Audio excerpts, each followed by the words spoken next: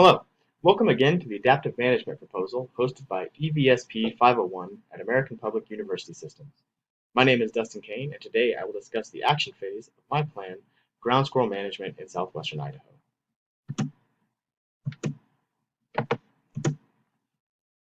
I will briefly discuss the topic and vision statement, the monitoring strategies, population protection on the National Conservation Area, methods for removal and relocation of target populations on Mountain Home Air Force Base, and the methods of extermination of target populations on Mountain Home Air Force Base, as well as this plan's definition of success. To reiterate, the overreaching topic of ground squirrel population management is driven from the problematic nature of their presence. This plan identifies that the Paiute ground squirrels are a keystone species to the sagebrush ecosystems of Elmore County, Idaho, that damage private land and present potential public health concerns. Through various methods of study and action, the overall vision is to maintain healthy colonial structure of ground squirrels on public land while reducing species impact on residential areas. The first action that must be taken is in-depth monitoring of the species within the project area. Currently, Mountain Home Air Force Base does not have an estimated population for the area, and the most in-depth survey for the Morley-Nelson NCA was last conducted in 2003 by Karen Steenhoff in Boise State University's published article, Population and Habitat Relationships of Paiute Ground Squirrels in Southwest Idaho. The Idaho Fish and Game does take reports of presence, but did not produce an estimated population number. To capture a credible population estimate, the team will utilize several methods previous surveyors for the northern and southern Idaho ground squirrel. The first being the use of playback alarm calls. This is a highly effective manner to capture span of colony and allow the surveyors to take audio counts. Additionally, the use of extensive surveying monitoring through visual record will further support density data.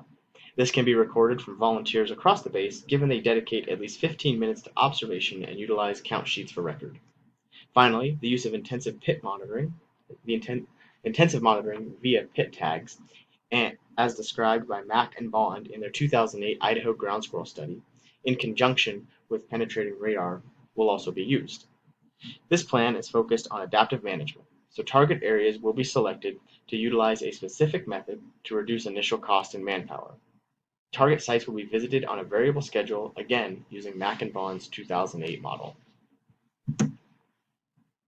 Upon completion of adequate surveying, no less than 2 emerging seasons to include pup rearing, sites within the Morley-Nelson National Conservation Area will be marked for preservation. Specific sites will be marked as holding a dense population, while others will be marked as potential relocation sites.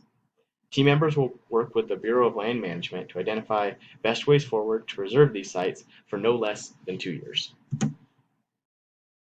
Through the use of monitoring and surveying, areas of highest density and those that present the highest risk will be defined as target areas on Mountain Home Air Force Base. Initially, residential areas and the area immediately surrounding the military working dog compound have been identified due to land destruction and potential health concerns. Additionally, land surrounding the flight line has been identified as a target area, as the presence of ground squirrels attracts other animals, to include birds, producing an aircraft flight hazard. Again, using a variable schedule, live traps will be utilized in select locations. Healthy non-symptomatic specimens will then be transported and released no less than 2 kilometers away from the base boundary within the previously identified areas on the NCA. This will also increase genetic diversity within the NCA and support overall ecological health. Other sites that do not pose high level of secondary or tertiary effects will be selected for population management through extermination.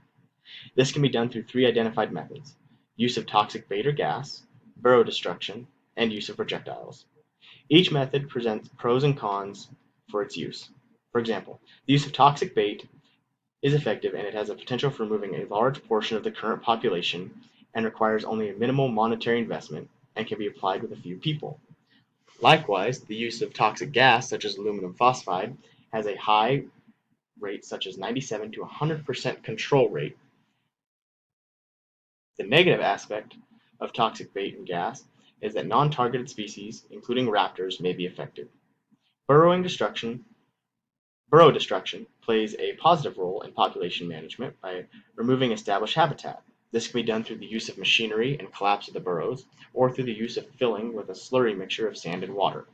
However, burrow destruction presents its own complications, such as population dispersal rather than removal.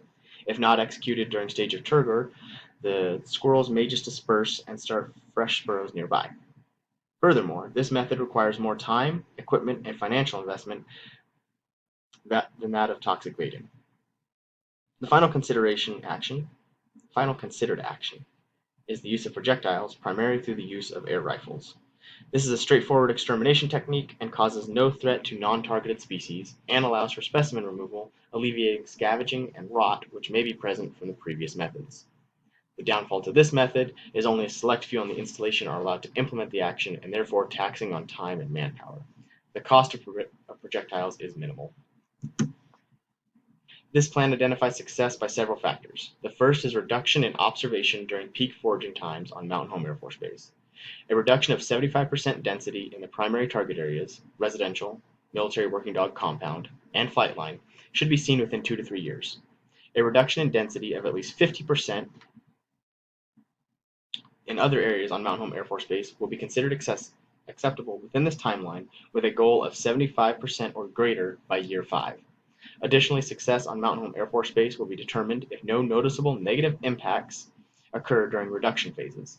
Should the reduction of ground squirrel population negatively impact ecological health on base, revision of reduction will commence immediately. However, given the area does not have a species of interest that should be affected, this currently is not a concern. Success on the Morley-Nelson National Conservation Area will be defined through continuous monitoring as previously stated, ensuring the reintroduction does not negatively impact the ecological balance. Finally, this plan identifies the challenge of population reduction on Mountain Home Air Force Base due to the species' ability to move through the installation fence line, and the habitable area from the fence to the target areas is a prime breeding ground. To ensure and maintain success of this plan, action emphasis will work in a spherical pattern, moving from the target areas outward toward the installation fence line should funding and resources permit. Thank you for allowing me to share this plan's topic, vision, strategy, and success criteria with you today. The following resources are accredited with providing information for these methods.